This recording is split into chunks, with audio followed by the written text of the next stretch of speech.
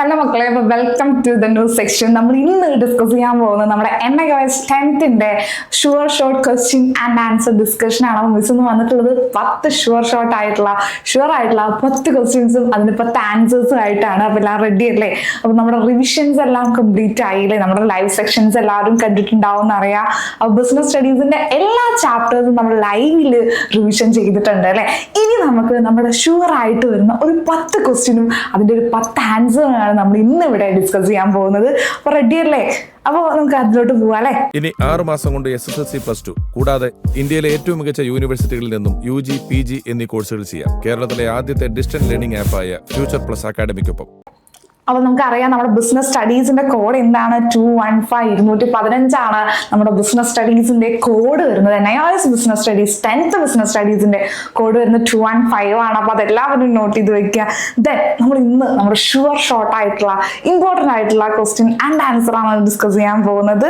Okay, നമുക്ക് first ക്വസ്റ്റ്യനിലോട്ട് പോയാലോ. നമുക്കറിയാം എക്സാം പാറ്റേൺ എങ്ങനെ ഉണ്ടായിരിക്കും അല്ലെ. 1 മാർക്കിന്റെ ക്വസ്റ്റ്യൻസ് ഉണ്ടായിരിക്കും, 2 മാർക്കിന്റെ ഉണ്ടായിരിക്കും, 3 മാർക്കിന്റെ ഉണ്ടായിരിക്കും, 5 മാർക്കിന്റെ ഉണ്ടായിരിക്കും അല്ലെ. അപ്പൊ ഇങ്ങനത്തെ ടൈപ്പ് ഓഫ് ക്വസ്റ്റ്യൻസ് എന്ന് പറയുന്നത് 1 മാർക്കിന്റെ ക്വസ്റ്റ്യൻസ് ആണ് അല്ലെ. അപ്പൊ നമുക്കൊന്ന് ക്വസ്റ്റ്യനെ ഒന്ന് നമുക്ക് പരിചയപ്പെടാം. ഒപ്പം എന്ത് ചെയ്യാം, ആൻസറും ഇതിൽ തന്നെ ഉണ്ട് അല്ലെ.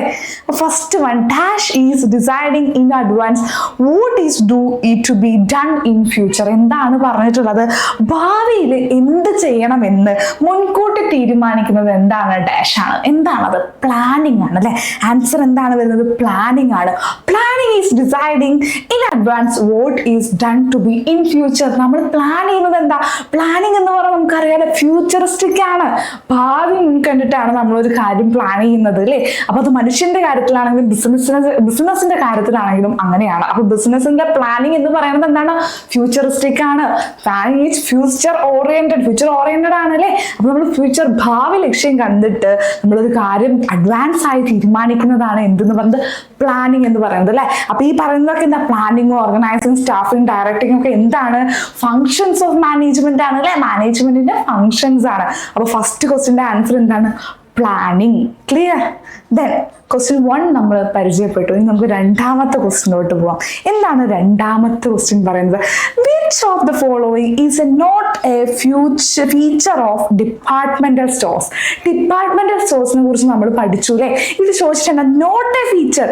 ഈ ഒരു ഡിപ്പാർട്ട്മെന്റൽ സ്റ്റോറിന്റെ താഴെ കൊടുത്തിരിക്കുന്നവയിൽ ഡിപ്പാർട്ട്മെന്റൽ സ്റ്റോറിന്റെ സവിശേഷത അല്ലാത്തത് ഏതാണെന്നാണ് നമ്മുടെ അടുത്ത് ചോദിച്ചിട്ടുള്ളത് അല്ലെ. സവിശേഷത അല്ലാത്തത് ഏതാണ്?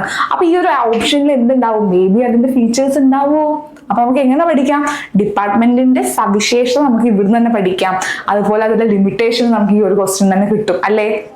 അപ്പോൾ എന്തൊക്കെയാണ് ഓപ്ഷൻസ് കൊടുത്തിട്ടുള്ളത് നോക്കാം അല്ലെ. അപ്പൊ എന്താണ് ഈ താഴെ കൊടുത്തിട്ടുള്ള 4 ഓപ്ഷനിൽ ഡിപ്പാർട്ട്മെന്റൽ സ്റ്റോറിന്റെ സവിശേഷത അല്ലാത്തതാണ് ചോദിച്ചിട്ടുള്ളത് കേട്ടോ. അല്ലാത്തത് ഏതാ? നമുക്കറിയാം ഡിപ്പാർട്ട്മെന്റൽ സ്റ്റോർ എങ്ങനെയാണെന്ന് അല്ലെ. അപ്പൊ അത് നമുക്ക് കേട്ടാൽ മനസ്സിലാവുമല്ലോ ഇതിൽ ഏതാണ് ഇതിന്റെ സവിശേഷത അല്ലാത്തതെന്ന്. അപ്പൊ ഫസ്റ്റ് വൺ എന്താ?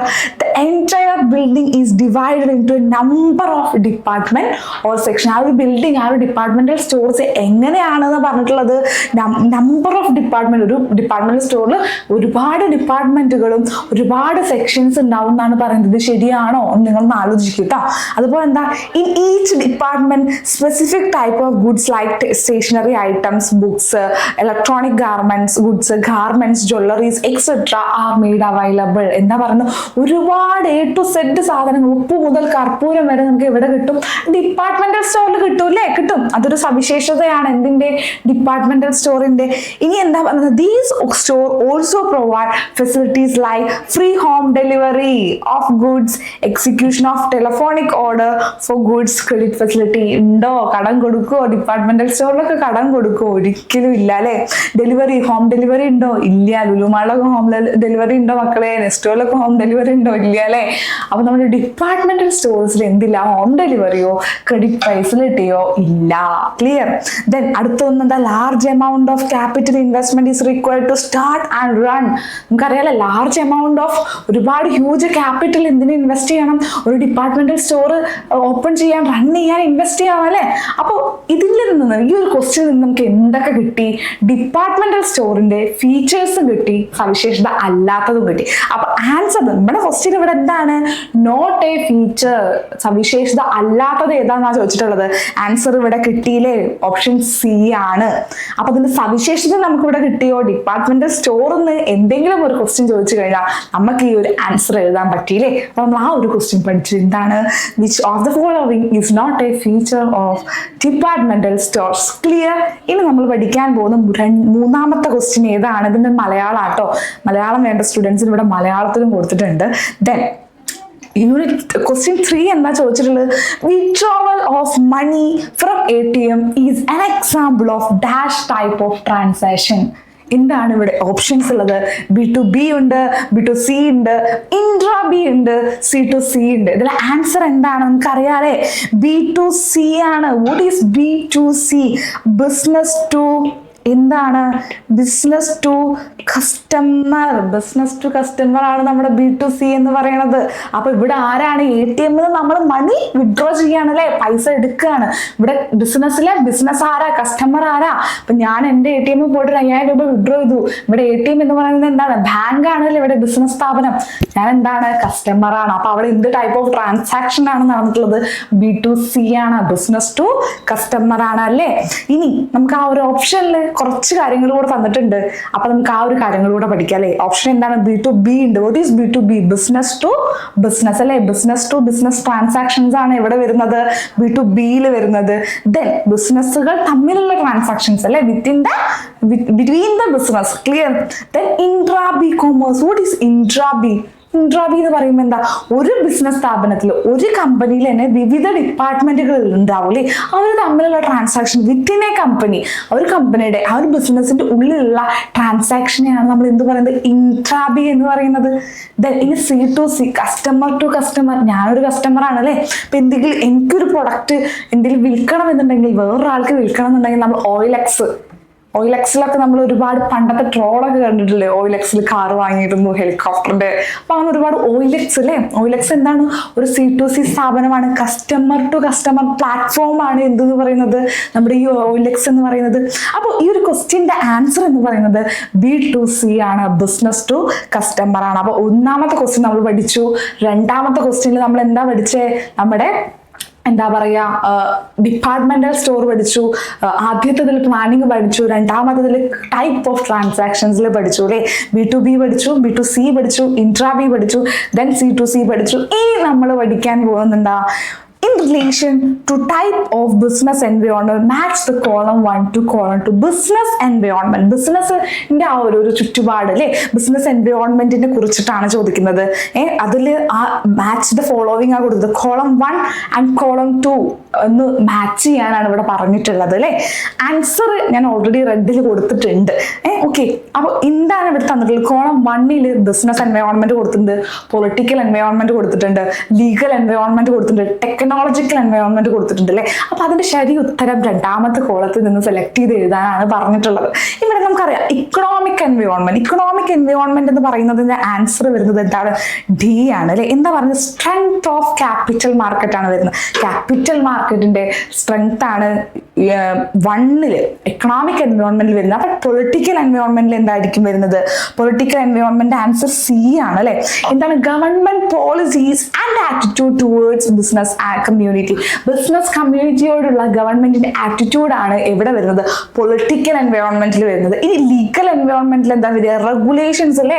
റൂൾസ് ആൻഡ് റെഗുലേഷൻസ് ആണ് എവിടെ വരുന്നത്? ലീഗൽ എൻവയോൺമെന്റിൽ വരുന്നത്. ദെൻ ടെക്നോളജിക്കൽ എൻവയോൺമെന്റിൽ വരുന്നത് production of goods and services, approaches applied adopted for production and goods and services. പുതിയ ടെക്നോളജികൾ എന്തിൽ കൊണ്ടുവരിക? പ്രൊഡക്ഷനിലാണെങ്കിലും സർവീസസിലാണെങ്കിലും മാനുഫാക്ചറിംഗിലാണെങ്കിലും കൊണ്ടുവരുന്നതാണ് ടെക്നോളജിക്കൽ എൻവയോൺമെന്റ് വരുന്നത്. വരുന്നത്. അപ്പോൾ ഇവിടത്തെ ശരിയായ ആൻസർ ഇത് പറയുന്നത് ഏതാണ്? ശരിയായ ആൻസർ ഏതാണ്? എ ആണ് അല്ലെ. എയിൽ എന്താ പറഞ്ഞിട്ടുള്ളത്? എക്കണോമിക് എൻവയോൺമെന്റ് ആൻസർ ആണ് ഡിയിലുള്ളത്. പൊളിറ്റിക്കൽ എൻവയോൺമെന്റ് ആൻസർ ആണ് സിയിലുള്ളത്. ലീഗൽ എൻവയോൺമെന്റ് ആൻസർ ആണ് ബിയിലുള്ളത്. ദെൻ ടെക്നോളജിക്കൽ എൻവയോൺമെന്റ് ആണ് ഓപ്ഷൻ എ വരുന്നത്. അപ്പൊ ആ 2 കോളം എന്ന് പറയുന്നത് മാച്ച് ദ ഫോളോവിങ് ആണ്. ഏകദേശം എങ്ങനെയാണ് അത് മാച്ച് ചെയ്യേണ്ടതെന്ന് വായിച്ചു കഴിഞ്ഞാൽ തന്നെ നമുക്ക് ഏകദേശം ഒരു ഐഡിയ ആ ഒരു ക്വസ്റ്റ്യനിൽ നിന്ന് കിട്ടും അല്ലേ. ദെൻ ഇനി അടുത്ത ക്വസ്റ്റ്യൻ എന്ന് പറയുന്നത് എന്താണ് മക്കളെ? Distinction between wholesaler and retailer. Differentiate ചെയ്യാനാണ് ഇവിടെ പറഞ്ഞിട്ടുള്ളത്. എന്തിന്? ഹോൾസെയിലറിനും റീറ്റെയിലർ. നമുക്കറിയാലോ who is wholesaler and who is retailer. നമുക്കറിയാം ആരാണ് ഹോൾസെയിലർ, ആരാണ് റീറ്റെയിലർ. അപ്പൊ അതൊന്ന് ഡീറ്റെയിൽ ആയിട്ട് ഡിഫറൻഷിയേറ്റ് ചെയ്യാനാണ് ഈ ഒരു ക്വസ്റ്റ്യനിൽ പറഞ്ഞിട്ടുള്ളത്. ഇങ്ങനെ ഡിഫറൻഷിയേറ്റ് ചെയ്യാനുള്ള ഒരു ക്വസ്റ്റ്യൻ നിങ്ങൾ ഇപ്പൊ പഠിച്ചു കഴിഞ്ഞാൽ നിങ്ങൾക്ക് ഉപകാരം എന്താണ്? അത് എന്താണ് ഹോൾസെയിലർ എന്നും എന്താണ് റീറ്റെയിലർ എന്ന് നിങ്ങൾക്ക് മനസ്സിലാക്കാൻ കഴിയും. അതുപോലെ എന്തൊക്കെയാണ് ഹോൾസെയിലർ ചെയ്യുന്നത്, എന്തൊക്കെയാണ് റീറ്റെയിലർ ചെയ്യുന്നത് എന്ന് നിങ്ങൾക്ക് മനസ്സിലാക്കാൻ കഴിയും. ഇൻ കേസ് ഈ ഒരു ക്വസ്റ്റ്യൻ വന്നില്ലെങ്കിലും നിർബന്ധമായിട്ടും ഇങ്ങനെ വരും. ഹോൾസെയിലറിനെ കുറിച്ചിട്ട് പറയുക, അതുപോലെ റീറ്റെയിലറിനെ കുറിച്ചിട്ട് ചോദിക്കും. മേ ബി എന്നല്ല, എന്തായാലും റീറ്റെയിലറിനെയും ഹോൾസെയിലറിനെയും കുറിച്ച് തീർച്ചയായും നിങ്ങളുടെ ക്വസ്റ്റ്യൻ പേപ്പറിൽ ഒരു ക്വസ്റ്റ്യൻ വന്നു കഴിഞ്ഞാൽ ഇത് പഠിച്ചുകൊണ്ട് തന്നെ നിങ്ങൾക്ക് എന്ത് ചെയ്യാൻ പറ്റും? ആ ഒരു ക്വസ്റ്റ്യന്റെ ആൻസർ എഴുതാൻ പറ്റും. ക്ലിയർ? നമുക്കിനി ആ ഒരു ക്വസ്റ്റ്യൻ ഡിസ്കസ് ചെയ്യാം. ഓക്കെ, അപ്പോൾ മക്കളെ നമുക്ക് എന്ത് നോക്കാം? റീറ്റെയിലേഴ്സും നമ്മുടെ ഹോൾസെയിലേഴ്സും തമ്മിലുള്ള difference. What are the difference between wholesalers and retailers? നമുക്കറിയാം അല്ലേ. ഫസ്റ്റ് വൺ എന്താണ് പറഞ്ഞത്? Buy goods and large quantities. നമുക്കറിയാം മൊത്ത കച്ചവടക്കാർ എന്ന് പറയുന്നത് എന്താണ്? മാനുഫാക്ചേഴ്സിന്റെ കയ്യിൽ നിന്ന് മൊത്തത്തിൽ ബൾക്ക് ക്വാണ്ടിറ്റീസിൽ ഗുഡ്സ് ആൻഡ് സർവീസസ് വാങ്ങുന്നവരാണ് ആര്? നമ്മുടെ ഹോൾസെയിലേഴ്സ് എന്ന് പറയുന്നത്. അപ്പോൾ ഫസ്റ്റത്തെ പോയിന്റ് എന്താണ്? Buy goods in large quantities. Then റീറ്റെയിലേഴ്സിന്റെ കേസിലോ buy goods in small quantities. Retailers എങ്ങനെയാണ്? ചെറിയ ക്വാണ്ടിറ്റിയിലാണ് അല്ലെ ആരുടെ കയ്യിൽ നിന്ന് വാങ്ങുക? ഹോൾസെയിലേഴ്സിന്റെ കയ്യിൽ നിന്ന് വാങ്ങുക. മാനുഫാക്ചറേഴ്സിന്റെ കയ്യിൽ നിന്ന് ഹോൾസെയിലേഴ്സ് എന്ത് ചെയ്യുന്നു? ബൾക്ക് ക്വാണ്ടിറ്റിയിൽ സാധനങ്ങളും സേവനങ്ങളും വാങ്ങി വെക്കുന്നു. റീറ്റെയിലേഴ്സ് ആരുടെ കയ്യിൽ നിന്നാണ്? ചെറിയ ക്വാണ്ടിറ്റിയിൽ, സ്മാൾ ക്വാണ്ടിറ്റീസിലെ ഹോൾസെയിലേഴ്സിന്റെ കയ്യിൽ നിന്നാണ് ആര് വാങ്ങുന്നത്? റീറ്റെയിലേഴ്സ് വാങ്ങുന്നത്. അതാണ് ആദ്യത്തെ ഡിഫറൻസ് എന്ന് പറയുന്നത്. രണ്ടാമത്തെ എന്താ? Buy goods directly from producers. പ്രൊഡ്യൂസേഴ്സിൽ നിന്ന് ഡയറക്ട്ലി ആണ് ആര് വാങ്ങുന്നത്? ഹോൾസെയിലേഴ്സ് വാങ്ങുന്നത്. റീറ്റെയിൽസിന്റെ കേസിൽ എന്താണ്?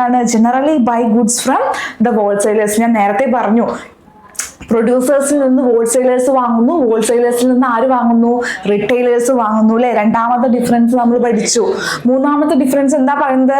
Deals in limited variety of goods. Limited variety of goods ആണ് ആര് ഡീൽ ചെയ്യുന്നത്? ഹോൾസെയിലേഴ്സ് ഡീൽ ചെയ്യുന്നത്. But in the case of retailers എന്താണ്? Wide range of goods deal ചെയ്യുന്നുണ്ട് അല്ലെ. റീറ്റെയിലേഴ്സ് എന്ന് പറയുമ്പോൾ നിങ്ങൾ ഇങ്ങനെ ഉദാഹരണം എടുക്കുക. നമ്മുടെ നാട്ടിലെ നമ്മുടെ സാധാരണ കച്ചവടക്കാര് റീറ്റെയിലേഴ്സ് ആണ് അല്ലെ. അപ്പൊ അവരെന്താ ഒരുപാട് സാധനങ്ങൾ അവരുടെ ഷോപ്പിൽ ഉണ്ടായിരിക്കും. അപ്പൊ അതൊക്കെ വ്യത്യസ്ത ഹോൾസെയിലേഴ്സിൽ നിന്ന് കളക്ട് ചെയ്തിട്ട് ചെറിയ ക്വാണ്ടിറ്റിയിൽ വാങ്ങിയിട്ടാണ് അവർ നമുക്ക് സാധനങ്ങൾ പ്രൊവൈഡ് ചെയ്യുന്നത് അല്ലേ. അപ്പോൾ ഈ റീറ്റെയിലേഴ്സിന്റെ കയ്യിൽ നിന്ന് വൈഡ് വെറൈറ്റി ഓഫ് ഗുഡ്സ് ഉണ്ടായിരിക്കും. പക്ഷെ ഈ ഹോൾസെയിലേഴ്സ് എങ്ങനെയാണ്? ലിമിറ്റഡ് ഗുഡ്സ് ആയിരിക്കും, ലിമിറ്റഡ് റേഞ്ചിലുള്ള പ്രൊഡക്റ്റ് ആയിരിക്കും അവർ കൊണ്ടുവയ്ക്കുക അല്ലെ. അപ്പൊ ഒരുപാട് പ്രൊഡക്റ്റ് ഒന്നും ഉണ്ടാവില്ല, 1-2 സാധനങ്ങൾ മാത്രമായിരിക്കും ബൾക്ക് ക്വാണ്ടിറ്റീസിൽ ഹോൾസെയിലേഴ്സ് മൊത്ത കച്ചവടക്കാരുടെ കയ്യിൽ ഉണ്ടായിരിക്കുക. But in the case of retailers ഒരുപാട് വൈഡ് വെറൈറ്റി ഓഫ് ഗുഡ്സ് ഉണ്ടായിരിക്കും. ഇനി എന്താണ് പറയുന്നത്? Require more capital to start and run a business. എന്താ ഹോൾസെയിലേഴ്സിന്റെ കേസിൽ പറയുന്നത്? ഒരു ഹോൾസെയിൽ ബിസിനസ് സ്ഥാപിക്കാൻ വേണ്ടിയിട്ട്, ആരംഭിക്കാൻ വേണ്ടിയിട്ട് ഒരു huge amount of capital requirement ഇവിടെ ഉണ്ട്. ഒരു ഹ്യൂജ് എമൗണ്ട് മൂലധനം എവിടെ ആവശ്യമാണ്? നമ്മുടെ ഹോൾസെയിലേഴ്സിന് ആവശ്യമാണ്. But in the case of retailers എന്താണ്? Require less capital to start and run a business.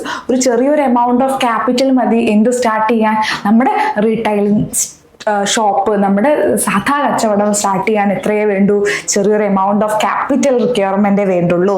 Then എന്താണ്? Resale purpose. Cell goods for resale purpose. വീണ്ടും സെല് ചെയ്യാൻ വേണ്ടിയിട്ടാണ് അല്ലെ മാനുഫാക്ചേഴ്സും ആ ഒരു ഗുഡ്സ് മേടിക്കുന്നത്.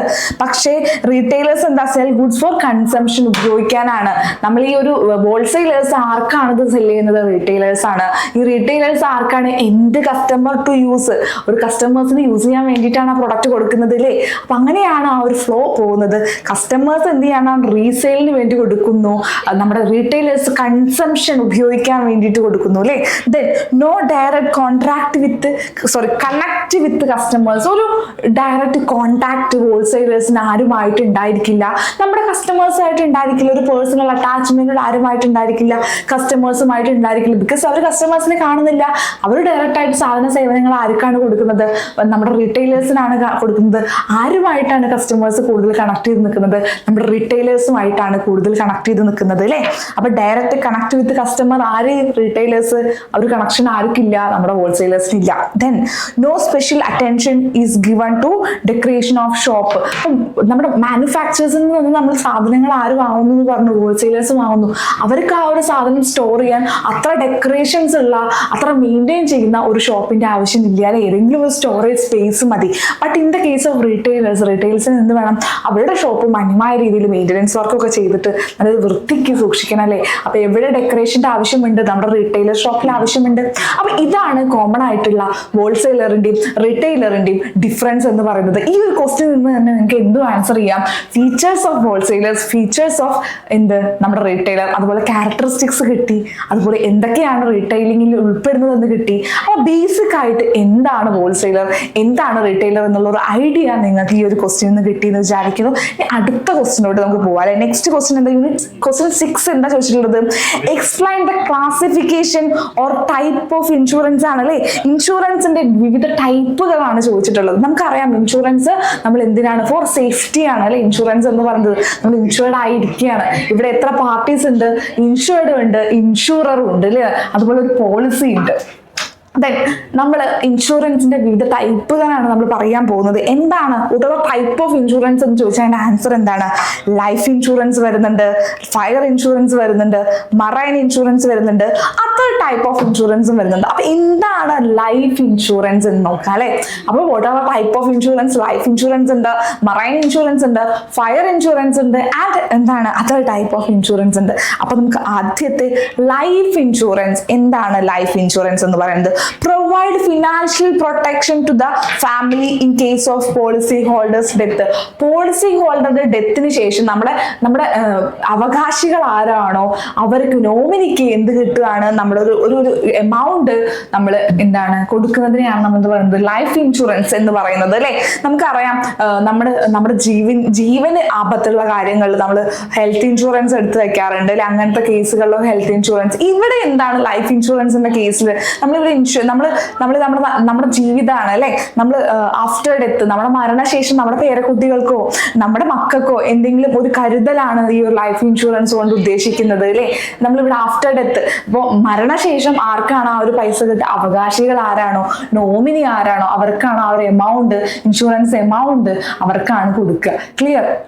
ലൈഫ് ഇൻഷുറൻസിന്റെ കേസിൽ അത് ചിലത് മരണശേഷം കിട്ടുന്ന ഇൻഷുറൻസ് ഉണ്ട്, അതുപോലെ 60 വയസ്സിന് വരെയാണ് നമ്മൾ ആ ഇൻഷുറൻസിന്റെ പോളിസി ടൈം എങ്കിൽ ആ 60 വയസ്സിന് ശേഷം ആ ഒരു വ്യക്തി മരണപ്പെട്ടിട്ടില്ല എങ്കിലും അതുപോലെ മരിച്ചു കഴിഞ്ഞാലും ആ ഒരു പോളിസി നമുക്ക് വിഡ്രോ ചെയ്യാൻ പറ്റും. ക്ലിയർ? അതാണ് ലൈഫ് ഇൻഷുറൻസ് എന്ന് പറയുന്നത്. ആഫ്റ്റർ ഡെത്ത് നോമിനിക്ക് കിട്ടുന്നുണ്ട് അല്ലെ. ഇവിടെ ആ ഒരു ഇൻഷുറൻസിന്റെ എമൗണ്ട് പ്രൊവൈഡ് ഫിനാൻഷ്യൽ പ്രൊട്ടക്ഷൻ ആണ് ആ ഒരു കാര്യം കൊണ്ട് ഉദ്ദേശിക്കുന്നത്. ഞാൻ മരിച്ചാൽ എന്റെ മക്കളാണെങ്കിലും പേരക്കുട്ടികളാണെങ്കിലും പൈസക്കൊന്നും വേണ്ടി ബുദ്ധിമുട്ടരുത് എന്നൊക്കെ വിചാരിച്ചിട്ടുള്ള ഫിനാൻഷ്യൽ പ്രൊട്ടക്ഷൻ ആണ് ഇവിടെ ഉള്ളത്, ലൈഫ് ഇൻഷുറൻസിലുള്ളത് അല്ലെ. ഇനി ഫയർ ഇൻഷുറൻസ് എന്താ പറയുന്നത്? Cover loss or damage property due to fire. നമുക്കറിയാം അല്ലെ, ബിസിനസിന്റെ കേസിലൊക്കെ റിസ്ക് ഉണ്ടാവും, പല റിസ്ക് എലമെന്റ് ഉണ്ടാവും. ഇപ്പൊ വെയർ ഹൗസുകളൊക്കെ ആണെങ്കിൽ അവിടെ ഫയറിന് സാധ്യതയുണ്ട്, ഷോർട്ട് സർക്യൂട്ട് ഒക്കെ ഉണ്ടാവാനുള്ള ചാൻസ് ഉണ്ട് അല്ലേ. നമ്മളിപ്പോ ഇവിടെ കാലിക്കറ്റിൽ ന്യൂസ് ഒക്കെ കണ്ടു, കാലിക്കറ്റ് ടെക്സ്റ്റൈൽസ് കത്തി എന്നൊക്കെ പറഞ്ഞിട്ട് അല്ലേ. അപ്പൊ ഒരു ബിസിനസിന്റെ കേസിൽ ഒരു റിസ്ക് എലമെന്റ് എന്ന് പറയാൻ ഫയർ നമുക്ക് പറ്റും. അപ്പൊ തീപിടുത്തം മൂലമോ അങ്ങനത്തെ ഒരു ഫയർ റിലേറ്റഡ് ആയിട്ട് എന്തെങ്കിലും ഒരു അപകടം സംഭവിച്ചു കഴിഞ്ഞാൽ ഇൻഷുറൻസ് നമ്മൾ എടുത്തു വെക്കുന്നതാണ് fire insurance. In case of fire the cover loss or damage to property due to fire. അങ്ങനെ അത്തരം ബിസിനസ് സ്ഥാപനങ്ങളാണ് എന്തെടുത്ത് വെക്കുക, ഫയർ ഇൻഷുറൻസ് എടുത്ത് വെക്കുക. ക്ലിയർ? ദെൻ മറൈൻ ഇൻഷുറൻസ് അല്ലെ, മറൈൻ ഇൻഷുറൻസ് എങ്ങനെയാണ്? Protect goods and ship against risk during transit over sea or inland waterways. ഇവിടെ പറയുന്നത് എന്താ, നമുക്ക് ഒരു രാജ്യത്ത് നിന്ന് മറ്റൊരു രാജ്യത്തേക്ക് ഗുഡ്സ് ആൻഡ് സർവീസസ് ഏത് ചാനൽ ത്രൂ നമുക്ക് ഇമ്പോർട്ട് ചെയ്യാം അല്ലെങ്കിൽ എക്സ്പോർട്ട് ചെയ്യാം, എങ്ങനെയൊക്കെ ചെയ്യാം? വാട്ടർ ത്രൂലെ കപ്പൽ വഴി, ചരക്ക് കപ്പലുകൾ വഴി. അപ്പൊ ഈ ഒരു ചരക്ക് കപ്പലുകൾ നമ്മൾ എത്രയും ദിവസങ്ങൾ കടലിലൂടെ പോകുമ്പോൾ ഒരുപാട് റിസ്ക് ഉള്ള കാര്യങ്ങളാണ് അല്ലേ. മേ ബി ആ ഒരു ഗുഡ്സ്, ആ ഒരു കണ്ടെയ്നേഴ്സ് കടലിൽ പോവാം, മേ ബി കപ്പലിൽ എന്തെങ്കിലും സംഭവിക്കാം. അത്തരത്തിലുള്ള നമ്മുടെ മറൈൻ ത്രൂ സംഭവിക്കുന്ന അപകട സാധ്യതകളെ ഇൻഷുർ ചെയ്യുന്നതാണ് എന്ത് പറയുന്നത്, മറൈൻ ഇൻഷുറൻസ്, കാർഗോ ഇൻഷുറൻസ് എന്നൊക്കെ പറയുന്നത് ഈ ഒരു തരത്തിൽ പെട്ടതാണ്. Then other type of insurance, ഇതെന്താ, നമ്മൾ വെഹിക്കിൾ ഇൻഷുറൻസ് എടുക്കുന്നു, സ്പെസിഫിക് ആയിട്ടുള്ള ഹെൽത്ത് ഇൻഷുറൻസ് എടുക്കുന്നു, അതൊക്കെയാണ് ഈ അതർ റിസ്കിൽ വരിക. അപ്പൊ നമ്മളിവിടെ എന്തൊക്കെ പഠിച്ചു? ലൈഫ് ഇൻഷുറൻസ് പഠിച്ചു, ഫയർ ഇൻഷുറൻസ് പഠിച്ചു, ദെൻ മറൈൻ ഇൻഷുറൻസ് പഠിച്ചു, അതുപോലെ അതർ ടൈപ്പ് ഓഫ് ഇൻഷുറൻസ് പഠിച്ചു അല്ലേ. ദെൻ നെക്സ്റ്റ് പറഞ്ഞ ക്വസ്റ്റ്യൻ 7 എന്താണ് മക്കളെ? What are the various right of customer that are provided in the Customer Protection Act 1986. 1986 customer protection act ഉപഭോക്തൃ സംരക്ഷണ നിയമത്തിൽ നൽകിയിരിക്കുന്ന ഉപഭോക്താക്കളുടെ വിവിധ അവകാശങ്ങൾ എന്തൊക്കെയാണെന്ന് ചോദിച്ചിട്ടുള്ളത് അല്ലേ. അപ്പോൾ നമ്മളറിയാം, നമ്മളൊക്കെ ഓരോ സാധന സേവനങ്ങൾ വാങ്ങി ഉപയോഗിക്കുന്ന ആൾക്കാരാണ് അല്ലേ. നമ്മൾ അവെയർ ആണോ നമുക്ക് എന്തൊക്കെ നിയമം മൂലം എന്തൊക്കെ സംരക്ഷണം കിട്ടുന്നുണ്ട് ഒരു പ്രൊഡക്റ്റ് യൂസ് ചെയ്യുമ്പോൾ എന്നുള്ളത് നമ്മൾ അവെയർ ആണോ? മേ ബി അവെയർ ആയിരിക്കും, അല്ലാതെ ഉള്ളവരും ഉണ്ടായിരിക്കും അല്ലേ. അപ്പൊ റൈറ്റ് ഓഫ് കസ്റ്റമർ, നമ്മുടെ അവകാശങ്ങൾ, നമ്മൾ കസ്റ്റമേഴ്സ് ആണല്ലേ, നമ്മുടെ അവകാശങ്ങളെ കുറിച്ചാണ് ക്വസ്റ്റ്യനിൽ ചോദിച്ചിട്ടുള്ളത്. എന്താണ്? What are the various right of customer that are provided in the customer protection act 1986.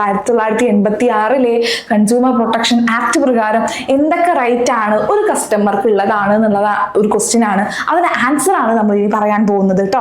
First one, right of customer. കസ്റ്റമേഴ്സിന്റെ റൈറ്റ് ആദ്യത്തെയാണ് റൈറ്റ് ടു സേഫ്റ്റി. എന്താണ് റൈറ്റ് ടു സേഫ്റ്റി എന്ന് പറയുന്നത്? സുരക്ഷയ്ക്കുള്ള അവകാശം അല്ലെ, സുരക്ഷയ്ക്കുള്ള അവകാശം, right to safety. Customer have the right to be protected from goods and services that are harmful for health or life. എന്താണ്? നമ്മുടെ ജീവന് സംരക്ഷണം ലഭിക്കാൻ ആർക്ക് അവകാശമുണ്ട്? കസ്റ്റമർക്ക് അവകാശമുണ്ട്.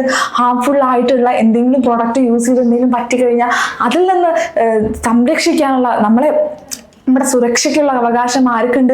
നമ്മൾ കസ്റ്റമേഴ്സിനുണ്ട്. എന്താണ്? നമ്മളിപ്പോൾ ഒരു മെഡിക്കൽ ഷോപ്പിൽ പോവുകയാണ്, അവർ നമുക്ക് ഡേറ്റ് കഴിഞ്ഞ മെഡിസിൻ ആണ് എടുത്തിട്ടുള്ളത് എന്നുണ്ടെങ്കിൽ നമ്മളെ ഹെൽത്തിനെ അത് ബാധിക്കില്ലേ? സോ അത്തരത്തിലുള്ള സുരക്ഷയ്ക്കുള്ള അവകാശം, റൈറ്റ് ആർക്കുണ്ട്? Protection, right to safety, safe ആയിരിക്കാനുള്ള അവകാശം ആർക്കുണ്ട്? ആസ് എ കസ്റ്റമർ നമുക്കുണ്ട് അല്ലേ. That is right to safety എന്ന് പറയുന്നത്. Then right to be informed. Customer should be informed about the quality, quantity, price and safety measure of goods and services to be informed choice. നമുക്കറിയാം right to be informed, അതിന്റെ മലയാളം എന്താ പറയുന്നത്? വിവരങ്ങൾ അറിയാനുള്ള അവകാശം. എന്താ പറയുന്നത്? നമ്മളൊരു പ്രൊഡക്റ്റ് യൂസ് ചെയ്യുന്നുണ്ട്, അതിനെക്കുറിച്ചുള്ള ക്വാണ്ടിറ്റിയുടെ കേസിലാണെങ്കിലും ക്വാളിറ്റിയുടെ കേസിലാണെങ്കിലും പ്രൈസിന്റെ കേസിലാണെങ്കിലും അതിൽ ഉപയോഗിച്ചിട്ടുള്ള ഇൻഗ്രീഡിയൻസിന്റെ കേസിലാണെങ്കിലും അത്തരം കാര്യങ്ങളൊക്കെ അറിയാനുള്ള അവകാശം ആർക്കുണ്ട്? ആസ് എ കസ്റ്റമർ നമുക്കുണ്ട്. ആ ഒരു പ്രൊഡക്റ്റിനെ കുറിച്ച് അറിയാനുള്ള അവകാശം, പ്രൊഡക്റ്റിന്റെ ക്വാളിറ്റി, ക്വാണ്ടിറ്റി, അത്തരത്തിലുള്ള കാര്യങ്ങളെ കുറിച്ച് അറിയാനുള്ള അവകാശം ആർക്കുണ്ട്? ആസ് എ കസ്റ്റമർ നമുക്കുണ്ട്. Clear? That is right to safety and right to to be informed എന്ന് പറയുന്നത്. Then right to be choose. നമുക്ക് ചൂസ് ചെയ്യാനുള്ള അവകാശമുണ്ട്, തെരഞ്ഞെടുക്കാനുള്ള അവകാശമുണ്ട്. ഏത് പ്രൊഡക്റ്റ് ആണോ നമുക്ക് ഉപയോഗിക്കേണ്ടത് അത് തെരഞ്ഞെടുക്കാനുള്ള അവകാശം ആർക്കുണ്ട്?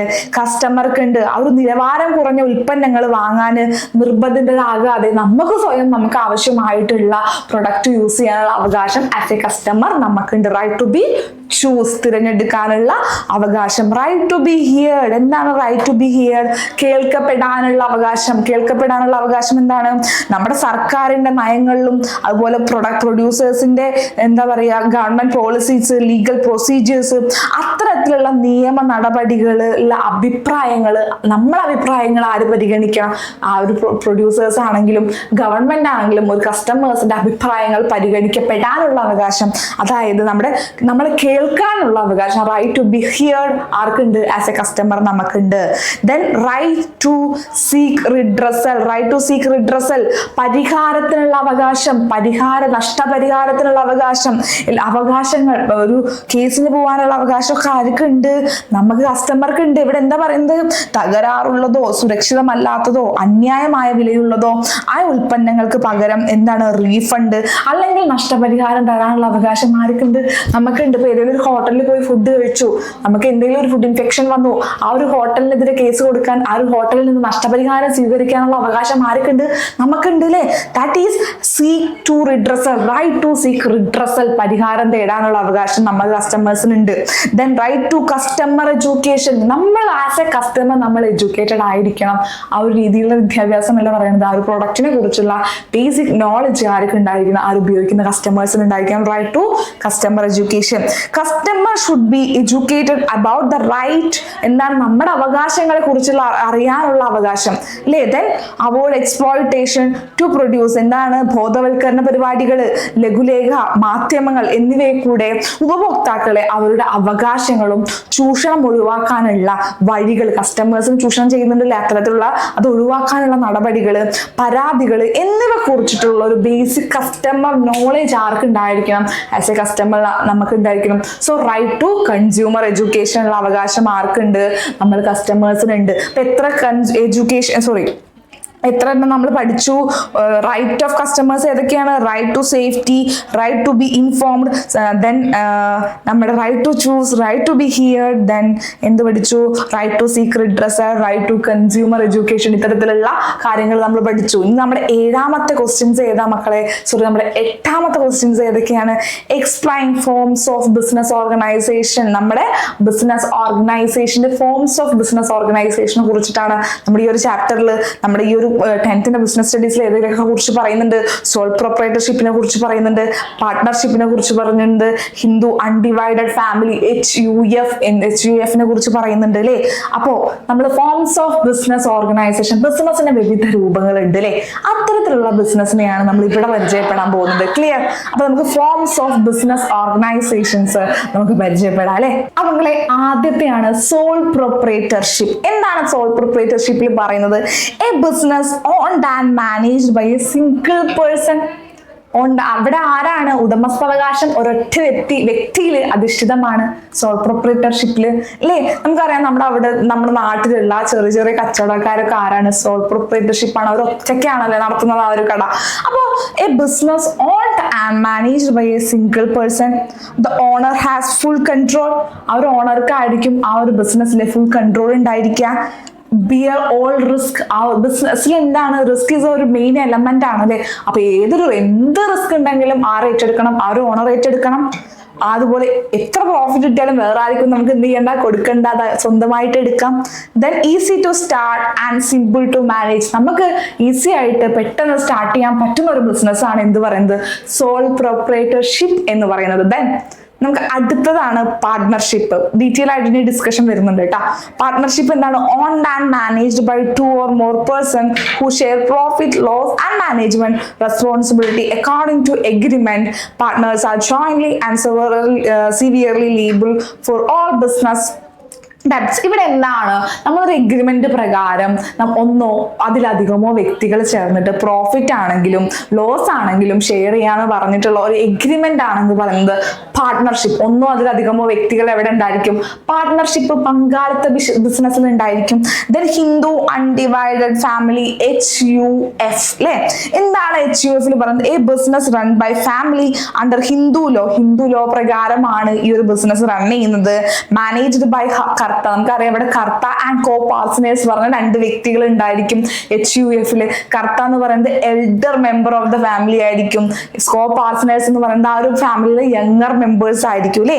അപ്പൊ അവരെന്താണ് പ്രോഫിറ്റ് ആണെങ്കിലും ലോസ് ആണെങ്കിലും ആ ഒരു ഫാമിലിയിലെ എല്ലാവരും കൂടെയാണ് ഇവിടെ ഷെയർ ചെയ്തെടുക്കുന്നത്. ഈ ഒരു ഫാമിലിയിൽ മെമ്പർഷിപ്പ് എങ്ങനെ കിട്ടുക? By bone.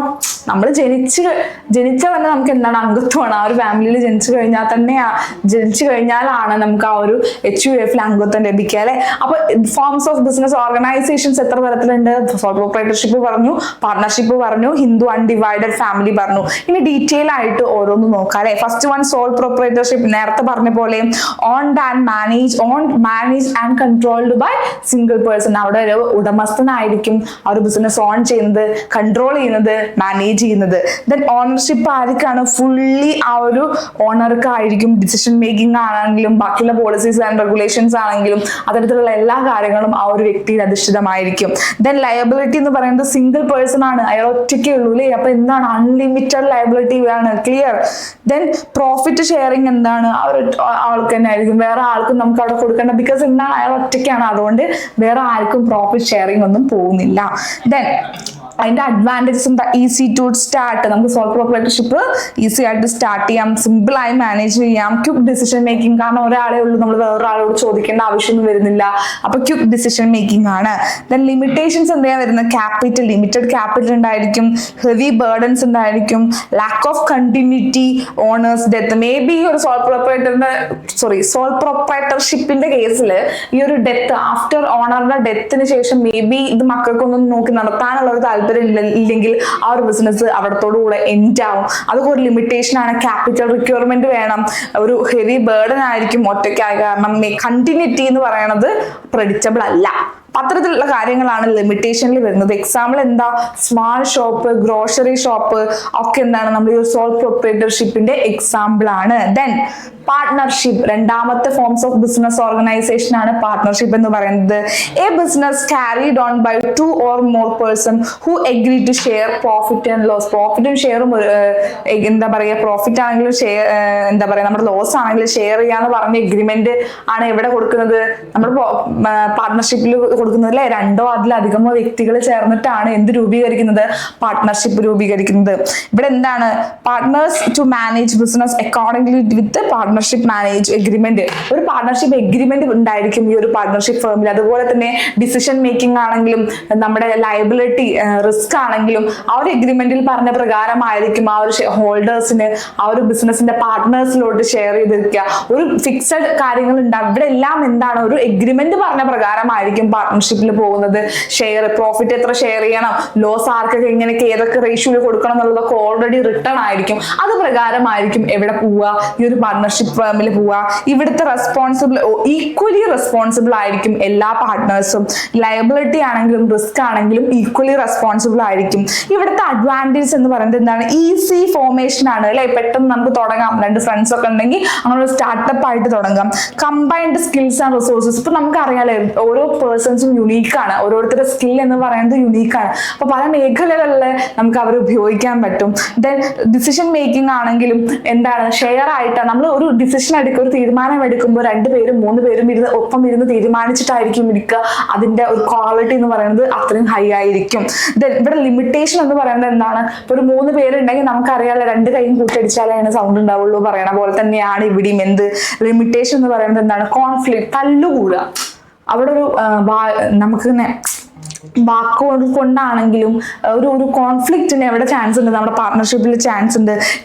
അൺലിമിറ്റഡ് ലയബിലിറ്റി ആയിരിക്കും. ദെൻ പാർട്ട്ണറുടെ ഡെത്തോ ആ ഒരു പാർട്ട്ണർ ഇവിടെ നിർത്തി വെച്ച് പോവുക എന്നൊക്കെ പറയുന്ന ഒരു സിറ്റുവേഷൻ എന്താണ്? ആ ഒരു ബിസിനസ്സിനെ നല്ല രീതിയിൽ ബാധിക്കും. അതൊക്കെ എന്താണ്? നമ്മുടെ പാർട്ട്ണർഷിപ്പ് ഫേമിന്റെ ലിമിറ്റേഷൻസ് ആണ്. എക്സാമ്പിൾ എന്താണ്? ചെറിയ ഫേംസ്, മെഡിക്കൽ ക്ലിനിക്കുകൾ, സ്മോൾ സ്കെയിൽ ഇൻഡസ്ട്രി. നമ്മുടെ നാട്ടിലുണ്ട് അല്ലേ പാർട്ട്ണർഷിപ്പ്, ഒരുപാട് പാർട്ട്ണർഷിപ്പ് ഫേംസ് ഉണ്ട് നമുക്ക് ചുറ്റും. അപ്പൊ അത്തരത്തിലുള്ള പാർട്ട്ണർഷിപ്പ് ഫേമിനെ കുറിച്ചാണ് നമ്മളിവിടെ പറഞ്ഞിട്ടുള്ളത് അല്ലേ. 2 or അതിലധികമോ വ്യക്തികൾ ചേർന്നിട്ട് ഒരു എഗ്രിമെന്റിന്റെ ബേസിൽ സ്റ്റാർട്ട് ചെയ്യുന്നതാണ് പാർട്ട്ണർഷിപ്പ് ഫേം. ഇവിടെ ലയബിലിറ്റി എന്ന് പറയുന്നത് അൺലിമിറ്റഡ് ആയിരിക്കും. ഡിസിഷൻ മേക്കിംഗ് പവർ എന്ന് പറയുന്നത് എല്ലാവരും ഇൻക്ലൂഡ് ആയിരിക്കും. പ്രോഫിറ്റ് ആണെങ്കിലും ലോസ് ആണെങ്കിലും ആ ഒരു എഗ്രിമെന്റ് പറഞ്ഞ പ്രകാരമായിരിക്കും ഷെയർ ചെയ്യുന്നത്. ക്ലിയർ? പാർട്ട്ണർഷിപ്പ് നമുക്ക് മനസ്സിലാക്കിയെടുത്തു. ദെൻ നമ്മൾ പറയുന്നത് എന്താണ്? ഹിന്ദു അൺഡിവൈഡഡ് ഫാമിലി ബിസിനസ് അഥവാ HUF. ക്ലിയർ? ഞാൻ ഒരു ഹിന്ദു അൺഡിവൈഡഡ് ഫാമിലി ബിസിനസിനെ കുറിച്ചിട്ടാണ് നമ്മൾ പറയുന്നത് അല്ലെ. എന്താണ് business owned and managed by Hindu family based on Hindu law പ്രകാരമാണ് എന്ത് മാനേജ് ചെയ്യുന്നത്, ഈ ഒരു HUS സ്ഥാപനം മാനേജ് ചെയ്യുന്നത്. അവിടുത്തെ എൽഡർ മെമ്പർ ആയിട്ടുള്ള കർത്തയായിരിക്കും ആ ഒരു ഡിസിഷൻ മേക്കിംഗ് പവർ ഒക്കെ ഉള്ള ആള് കേട്ടോ. കർത്ത എന്ന് പറയുന്ന വ്യക്തിയായിരിക്കും ആ ഒരു ബിസിനസ് കൊണ്ട് നടക്കുന്നത്. അയാളായിരിക്കും ആ ഒരു ബിസിനസിന്റെ ഫൈനൽ ഡിസിഷൻ മേക്കർ ആയിട്ടുള്ളത്. ഓണർഷിപ്പ് എന്ന് പറയുന്നത് എന്താണ്? Ownership owned and collectively by family members. Ownership ആ ഒരു ഫാമിലി മെമ്പേഴ്സിനായിരിക്കും, ബട്ട് ഡിസിഷൻസ് ഒക്കെ എടുക്കുന്നത് ആരായിരിക്കും? ആ ഒരു ബിസിനസ് മാനേജ് ചെയ്യുന്നത് ആരായിരിക്കും? കർത്തയായിരിക്കും. ഇവിടെ ലയബിലിറ്റി എന്താണ്? Limited to family asset. Then profit sharing എന്താണ്? ആ ഒരു ഹിന്ദു ലോ പ്രകാരം എല്ലാവർക്കും ഈക്വലി ഷെയർ ചെയ്ത് കൊടുക്കും. എന്താണ്? കണ്ടിന്യൂറ്റി ഓഫ് ബിസിനസ് ഉണ്ടായിരിക്കും. ഇവിടെ ഒരു അഡ്വാൻറ്റേജസ് എന്ന് പറയുന്നത് കണ്ടിന്യൂറ്റി ഓഫ് ബിസിനസ് ഉണ്ടായിരിക്കും. ആ ഒരു കർത്ത മരിച്ചാലും അടുത്തത് ആരാണോ മൂത്ത വ്യക്തി, ആ ഒരു വ്യക്തി ഏറ്റെടുത്തിട്ട് ആ ഒരു ബിസിനസ് നടത്തിക്കൊണ്ട് പോകും. ഈസി ആയിട്ട് മാനേജ് ചെയ്യാം. ദെൻ നമുക്കൊരു റിസോഴ്സസ് ഉണ്ടായിരിക്കും, ഫാമിലി റിസോഴ്സസ് ഉണ്ടായിരിക്കും. ലിമിറ്റേഷൻ എന്ന് പറയുന്നത് എന്താണ്? ലിമിറ്റഡ് ഹിന്ദു ഫാമിലീസിൽ ഇതൊക്കെ ഉള്ളൂ, അല്ലാണ്ട് എല്ലായിടത്തും ഒന്നും ഇല്ല അല്ലെ. അതുപോലെ എന്താണ്? കൺട്രോള് മേ ബി കർത്തയുടെ കയ്യിലായിരിക്കും. ഒരുപാട് വഴക്കുകള്, ഡിസ്പ്യൂട്ടുകൾ ഉണ്ടാവാൻ ചാൻസ് ഉള്ള ഒരു ബിസിനസ് ആണ് HUF എന്ന് പറയുന്നത് അല്ലെ. ദെൻ ഒരു example real estate, family oriented real estate, traditional ആയിട്ടുള്ള ഷോപ്പുകൾ ഉണ്ടാവും. അത്തരത്തിലുള്ള കാര്യങ്ങളാണ് നമ്മുടെ ജോയിന്റ് ഹിന്ദു ഫാമിലി ബിസിനസ്സിൽ നമുക്ക് പറയാനുള്ളത് കേട്ടോ. മലയാളത്തിൽ ഞാൻ ഇവിടെ നോട്ടുകൾ കൊടുത്തിട്ടുണ്ട്. ഇനി നമുക്ക് 9ാമത്തെ ക്വസ്റ്റ്യനിലോട്ട് പോവാം.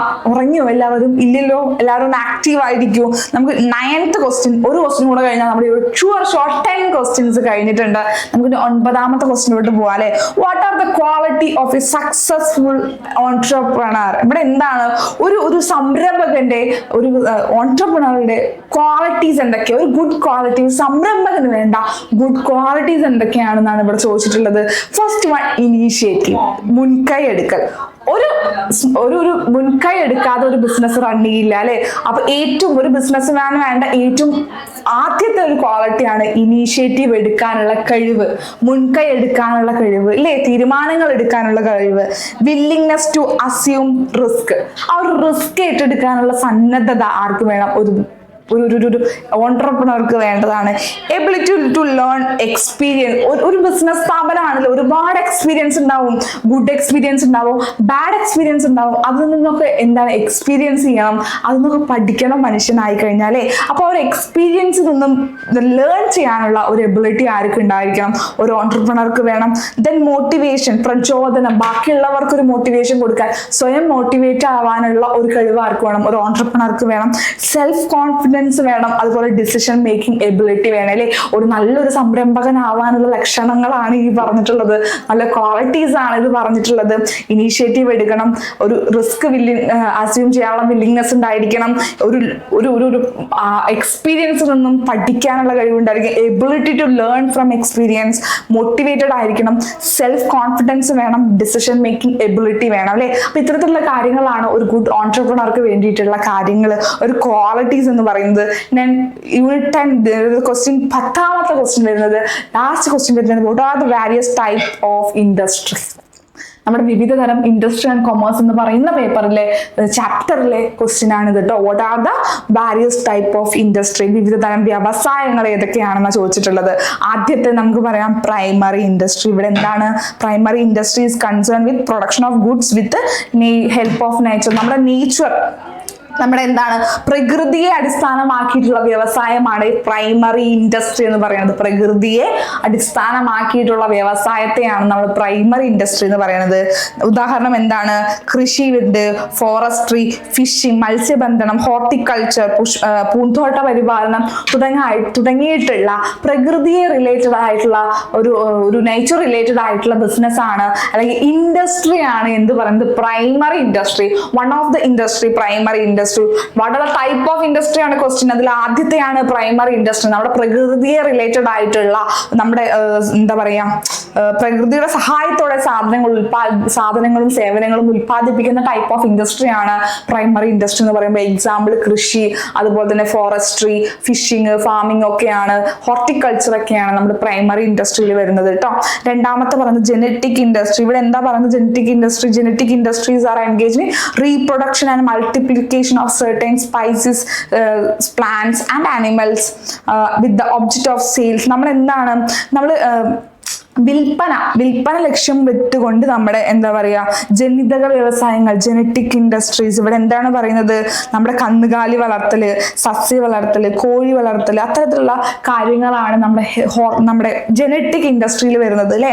നമ്മുടെ ജനിതക വ്യവസായങ്ങൾ സസ്യങ്ങളുടെ ആണെങ്കിലും മൃഗങ്ങളുടെ ആണെങ്കിലും സുഗന്ധ വ്യഞ്ജനങ്ങളുടെ ആണെങ്കിലും പുനർനിർമ്മാണത്തിലൂടെ നമ്മുടെ ഒരു ഏർണിങ്സ് ലക്ഷ്യം കണ്ടിട്ടുള്ള ഒരു ഇൻഡസ്ട്രിയാണ് ജനറ്റിക് ഇൻഡസ്ട്രി. അപ്പൊ ജനറ്റിക് ഇൻഡസ്ട്രി എന്ന് പറഞ്ഞു കഴിഞ്ഞാൽ എന്താണ്, നമ്മുടെ എന്താ പറയാ മൃഗങ്ങളുടെ ആണെങ്കിലും സുഗന്ധ വ്യഞ്ജനങ്ങളുടെ പുനർനിർമ്മാണമൊക്കെയാണ് ജനറ്റിക് ഇൻഡസ്ട്രിയിൽ വരുന്നത് അല്ലെ.